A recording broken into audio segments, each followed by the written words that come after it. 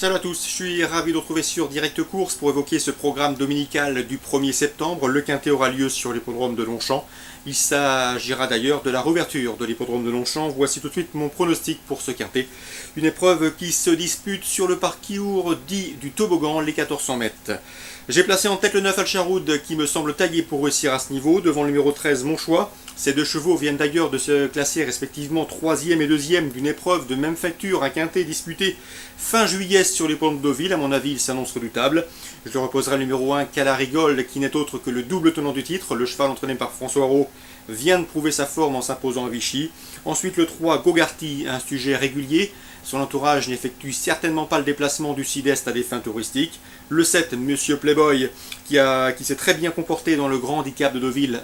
Méfiance, méfiance. Ce numéro 7 peut venir corser les rapports. Le 14, Bayaderia, confirmé à ce niveau, cette jument mérite crédit, d'autant qu'elle se plaît tout particulièrement sur ce parcours des 1400 mètres de Longchamp, où elle compte déjà 2 succès.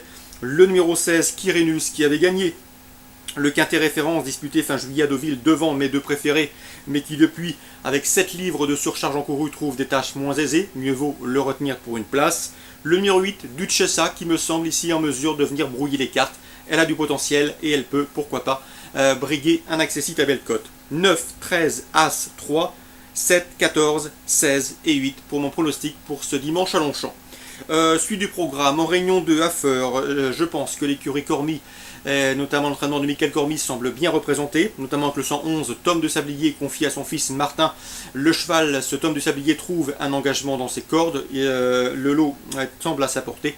Il trouve l'occasion de renouer avec le succès.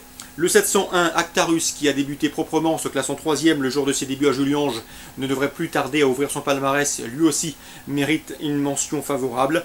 Le 811 Troïka de l'Abbaye, qui reste sur 2 plaisants succès, confié cette Troïka de l'Abbaye à Virginie Boudier-Cormy, l'épouse de Michael Cormy, doit également confirmer ses 2 derniers succès, d'autant qu'elle sera de nouveau déférée les 4 pieds. 111, 701, 811 pour les protégés de la famille Cormy.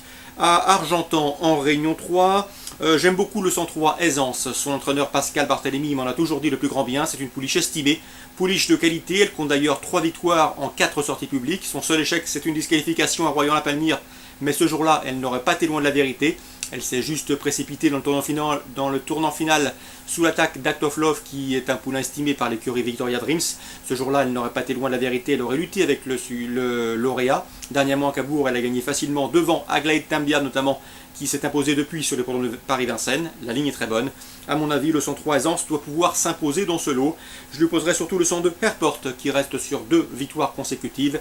Il ne devrait pas s'arrêter en si bon chemin. 103-102 en Réunion 3, Argentan. Dans la 3e, je vous conseille également de racheter le 317 Strupix. Il vient de se montrer fautif dernièrement dans une épreuve de même facture. Auparavant, il avait collectionné des bonnes places et des podiums à ce niveau de compétition. Mieux vaut le racheter, il est confirmé sous la selle, régulier. Logiquement, il doit conclure sur le podium. Course ciblée Argentan, Réunion 3, la première et la 3e. Très bon jeu à tous, bon dimanche et à très bientôt sur Direct Course.